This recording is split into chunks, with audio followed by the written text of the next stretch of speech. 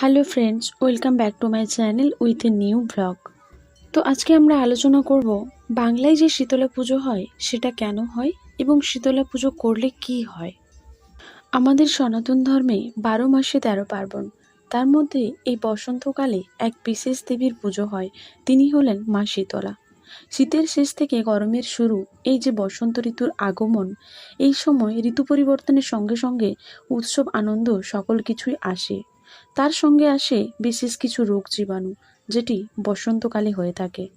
যেমন গুটি বসন্ত, হাম, জল বসন্ত, এই সকল চর্মরোগ এই সময় বেশি দেখা যায়।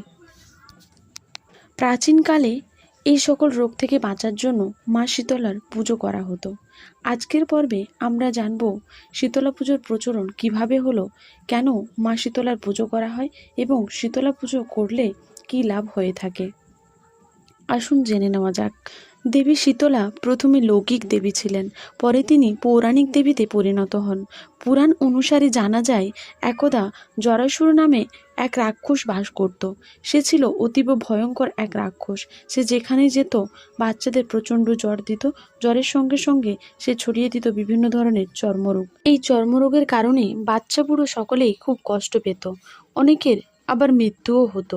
জরাসুরের কারণে আতঙ্ক ছড়িয়ে পড়েছিল মর্ত্যলোকে। তখন শিব এবং পার্বতী এই জরাসুরকে দমন করার জন্য আবির্ভূত হলেন। মহাদেব ভৈরব রূপ ধারণ করলেন, জরাসুরের সঙ্গে যুদ্ধে অবতীর্ণ হলেন। দেবী পার্বতী শীতলার রূপ ধারণ করে মর্ত্যলোকে শীতল করেছিলেন।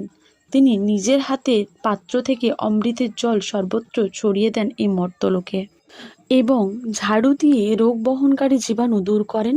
তখন থেকেই দেবী শীতলার প্রচলন বা শীতলা পুজোর প্রচলন শুরু হয়।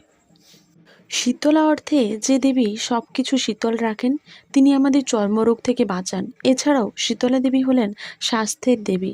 বলা হয়, মা শীতলার পুজো করলে একজন ব্যক্তির সংসারে কখনো অসুখ বিসুখ হয় না এবং তার বাড়িতে বিভিন্ন ধরনের অশুভ ছায়াও কেটে যায়। দেবী শীতলা মা দুর্গারই এক রূপ। শীতলা পুজো শুধুমাত্র এই বাংলায় নয়, বাংলার বাইরেও প্রচলিত। সাধারণত চৈত্র ও বৈশাখ মাসে শনি ও মঙ্গলবারে শীতলা পুজো হয়ে থাকে এবং মা শীতলার বাৎসরিক পুজো হয়ে থাকে দোল পূর্ণিমার পরে শুক্লপক্ষের যে অষ্টমী তিথি পড়ে, যাকে আমরা শীতলা অষ্টমী বলে থাকি। তো ভিডিওটি তোমাদের কেমন লাগলো অবশ্যই কমেন্ট বক্সে জানিও, আর ভিডিওটি যদি ভালো লেগে থাকে তাহলে অবশ্যই একটা শেয়ার করে দিও।